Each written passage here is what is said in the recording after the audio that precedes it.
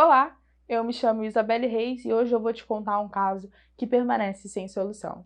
Vamos conhecer a bomba do Rio Centro, o terrorismo brasileiro.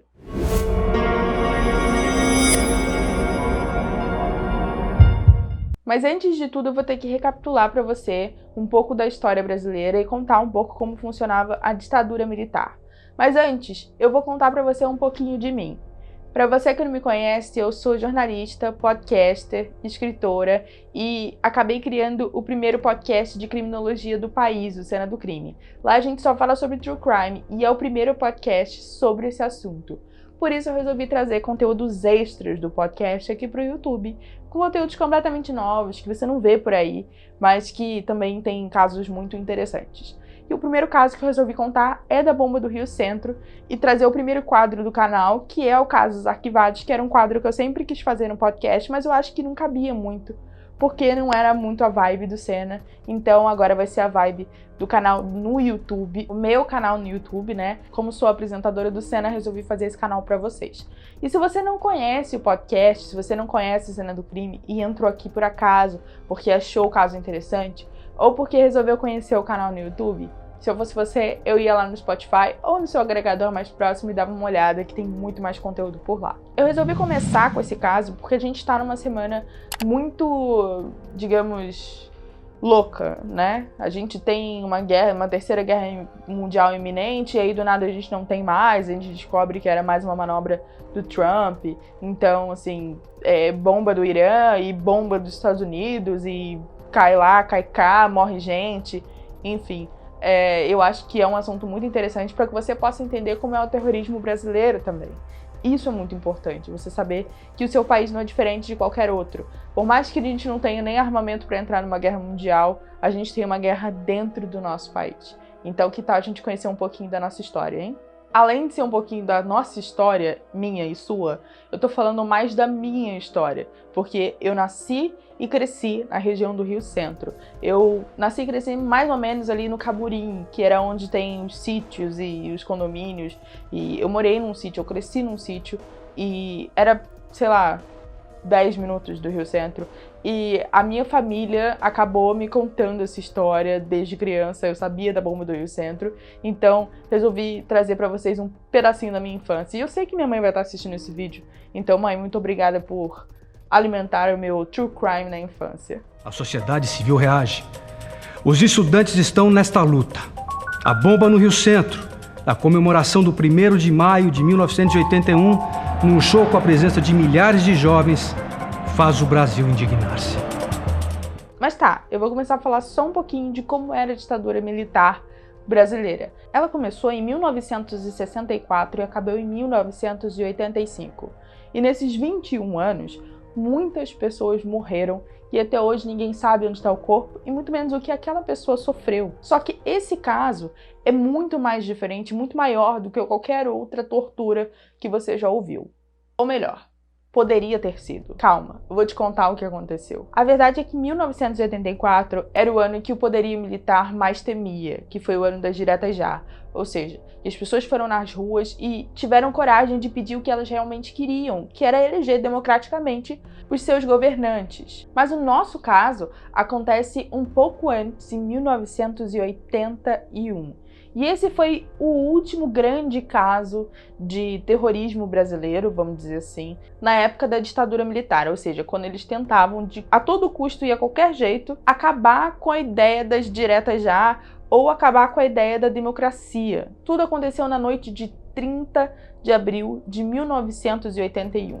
Era a abertura das comemorações do Dia do Trabalhador, ou seja, o governo da região ali do Rio de Janeiro acabou decidindo fazer uma agenda de shows, de eventos e comemorações relacionados ao Dia do Trabalhador. E esse era o evento de abertura, né? E para você que não conhece o Rio Centro, eu vou contar mais ou menos como ele é. O Rio Centro ele é um centro de convenções e tem vários pavilhões e um estacionamento gigantesco. Ele já foi palco de diversos grandes eventos. Se você conhece a Bienal do Livro, é lá que acontece essa feira. Então toda semana tem feira, exposição, show, festa de formatura, tudo aquilo que você pode imaginar tem lá.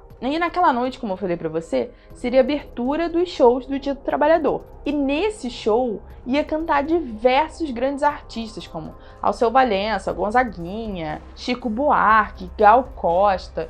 E todas essas pessoas basicamente eram contra o governo, contra a ditadura. E, inclusive, elas foram expulsas do país em algum momento. Não só essas especificamente, mas diversas outras personalidades da MPB foram expulsas do país ou foram levadas pela ditadura, né, torturadas, etc, etc, etc. Inclusive a nossa ex-presidente Dilma Rousseff. Você acreditando ou não, isso é um fato. Ela até fez parte da Comissão da Verdade. E, obviamente, esse show ia atrair muita gente que era a favor das diretas já. Isso era óbvio. Só que o que eles não sabiam é que todo mundo era a favor das diretas já, né? Só que isso tá parecendo muito... sei lá, James Bond ou aqueles filmes de conspiração, né? Só que não, isso é história brasileira mesmo. A missão número 115 existiu de verdade e matou. Afinal, esse era o nome da missão dos soldados de espionagem que estavam lá no Rio Centro e pretendiam cometer um ato de terrorismo. Olha que absurdo. Eram esperadas 20 mil pessoas para esse show. Ou seja, eram 20 mil pessoas que o exército estava disposto a matar. Tecnicamente, iam ter 4 equipes para fazer isso. Mas tudo começou a dar errado desde a primeira equipe. Seriam 3 bombas para serem instaladas. Essa primeira equipe estava responsável por instalar essas bombas. A equipe chegou dentro de um Puma dirigido pelo Dr. Marcos, que era o nome do soldado Wilson Luiz Chaves Machado, e com o agente Guilherme Pereira, o agente Wagner. Tudo começou a dar errado quando a bomba, que estava sendo manuseada pelo Guilherme, e ele manuseou de uma maneira incorreta e a bomba simplesmente explodiu. E você pode imaginar que ele morreu instantaneamente. A bomba, ela explodiu por volta das 9h30 da noite, mas ela nem foi percebida pelo público que estava escutando a apresentação maravilhosa, eu tenho certeza, da cantora Elba Ramalho. Minutos depois, uma outra bomba iria explodir na casa de força do Rio Centro, mas não foi suficiente para cortar a força da casa. E quando eles perceberam isso, o cantor Gonzaguinha, que estava se apresentando no momento, acabou falando uma frase épica que todo mundo que estuda história acabou conhecendo. Pessoas contra a democracia jogaram bombas lá fora para nos amedrontar. E a segunda equipe, ela acabou errando em algum momento, como você pode ver, porque ela era responsável por colocar a segunda bomba na casa de força. Só que, olha que loucura, eles nem estudaram o local em que eles iam matar 20 mil pessoas. Porque se eles tivessem estudado o local, eles iam perceber que o Rio Centro tinha um gerador de energia. Então, mesmo que eles acabassem com a força daquele local, eles só iam acabar com a luz dos banheiros. Mas calma. Vamos voltar isso aqui. Não era isso que o governo queria pregar. Presta atenção nos próximos detalhes. No dia do atentado, foram pichadas siglas nas placas da região, escrito VPR, que é Vanguarda Popular Revolucionária. Esse grupo de esquerda não existia desde 1973, quando ele foi completamente erradicado pela ditadura. E é óbvio que fotos das pichações foram feitas para que a imprensa pudesse ter como respaldo as imagens, como provas de que aquilo realmente tinha acontecido. E eles ainda prenderam algumas pessoas para ajudar ainda mais nessa loucura, nesse pandemônio. E aí que a coisa começa a ficar muito feia pro nosso governo.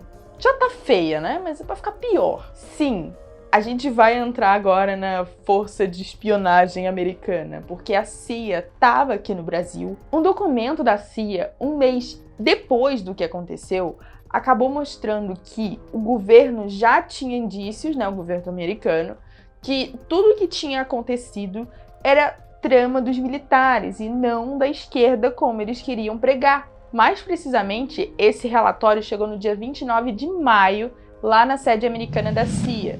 E o atentado aconteceu no dia 30 de abril de 1981. Mas é claro que o governo brasileiro não tinha a menor ideia disso. Então eles resolveram continuar com a farsa de que tudo o que tinha acontecido era uma trama esquerdista de acabar com os militares e que a bomba tinha sido implantada pela oposição.